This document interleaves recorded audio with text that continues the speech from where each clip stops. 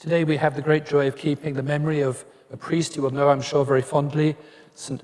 Pius of Pietrelcina, affectionately known as Padre Pio. Many of you may have been to San Giovanni Rotondo, where Father Pio ministered as a Capuchin priest and brother. When Padre Pio offered Mass, you saw a priest who went to the altar following in the footsteps of Christ crucified. He was one with the sacrifice he offered as a priest, and in his body he bore the stigmata, the wounds of Jesus Christ, which is a deep and profound mystery.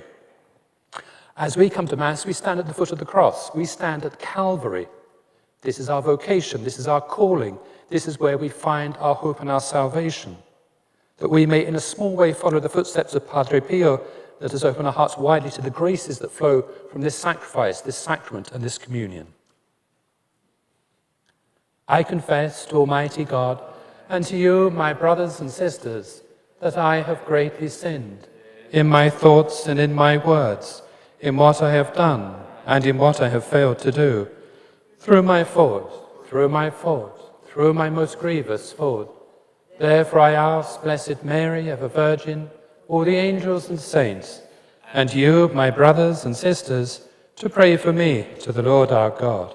May Almighty God have mercy on us, forgive us our sins, and bring us to everlasting life. Amen. Lord, have mercy. Lord, have mercy. Christ, have mercy. Christ, have mercy. Lord, have mercy. Lord, have mercy. Let us pray.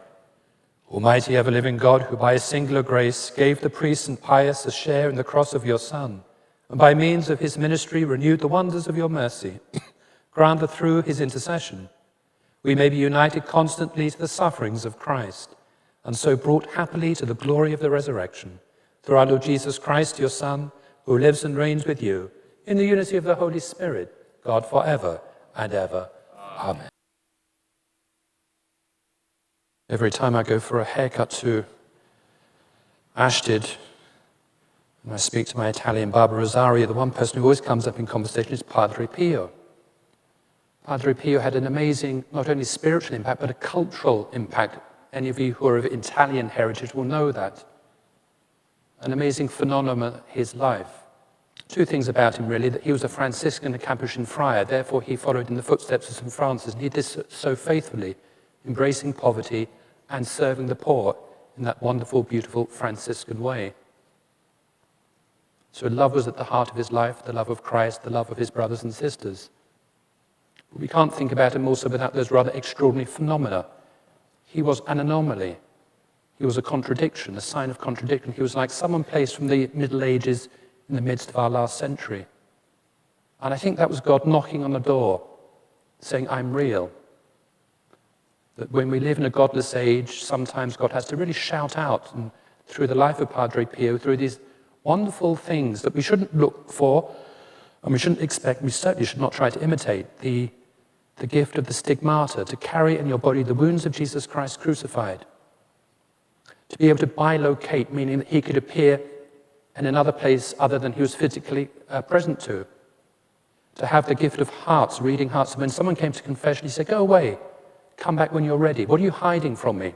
Again, not to be imitated by any priest, but a supernatural gift. The gift of the smell of roses, the gift of miracles, and you speak to people, so many interventions through the intercession of Padre Pio. Again, not to be imitated, not to be sought for, but gifts knocking on the heart of our door saying, yes, God, I am real. And if I'm real, I impact on this world, sometimes and most often in ordinary ways, the way of love and faith and charity, but also sometimes in extraordinary ways. If you see the video clips, YouTube clips of him saying his last masses, there was a priest configured to Christ crucified.